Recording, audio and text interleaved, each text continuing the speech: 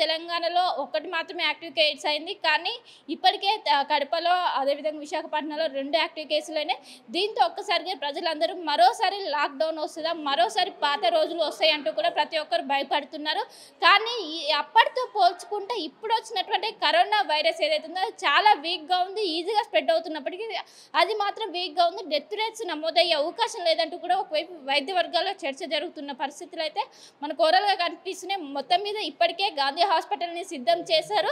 ఇంకా కేసులు పెరిగితే నగర వ్యాప్తంగా అదేవిధంగా రాష్ట్ర వ్యాప్తంగా ఉన్నటువంటి అన్ని గవర్నమెంట్ హాస్పిటల్‌ని సిద్ధం చేయాలంటూ కూడా ఇప్పటికే వైద్య శాఖ నుండి ఒకవైపు అలర్ట్స్ వెళ్ళినాయి. అందరూ సిద్ధంగా ఉండాలి. ప్రతి 24 గంటలు హాస్పిటల్‌లో వైద్యులు అందుబాటులో ఉండాలి.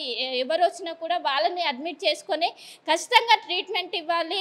ముఖ్యంగా గతంలో ఆక్సిజన్ కొరత అనేది మనకు ఎక్కువగా కనిపించింది. ఆక్సిజన్ దొరకక కూడా చాలామంది మరణించారు. సో ఈసారి అలాంటివి రిపీట్ అవ్వకుండా ఒకవైపు ముందుగానే ఆక్సిజన్ మొత్తం వాటినన్నింటిని కూడా సర్దుబాటు చేశారు. ఇంకోవైపు వెంటిలేటర్స్ ఇవన్నీ అవైలబుల్‌గా పెట్టి ఖచ్చితంగా దీన్ని సమర్థవంతంగా ఎదుర్కొంటామంటూ కూడా ఒకవైపు వైద్యులు చెప్తున్న పరిస్థితి కనిపిస్తుంది. సో మొత్తం మీద గాంధీ హాస్పిటల్‌లో ఇప్పటికే కోవిడ్‌కి సంబంధించినటువంటి వార్డు ప్రత్యేకంగా ఏర్పాటు చేశారు.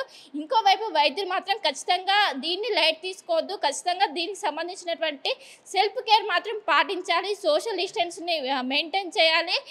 గ్యాదరింగ్స్ ఏవైతే ఉంటాయో వాటిని అవాయిడ్ చేయాలి. రెస్పిరేటరీ ప్రాబ్లమ్ ఎవరైతే ఉంటారో వాళ్ళు కొంచెం జాగ్రత్తగా ఉండాలి. ఈ కరోనా అనేది అన్ని ఏజ్‌ల వారిని అటాక్ చేసింది. సో అందరూ కూడా జాగ్రత్తగా ఉండాలంటూ ఒకవైపు వైద్యులు సూచిస్తున్నారు. సో మొత్తం మీద కరోనా వచ్చిన సమయంలో నోడల్ కేంద్రంగా ఉన్నటువంటి గాంధీ హాస్పిటల్ మరోసారి కోవిడ్ కోసం ప్రత్యేక వార్డుని ఏర్పాటు చేసి 65 బెడ్లతో సిద్ధంగా ఉంది.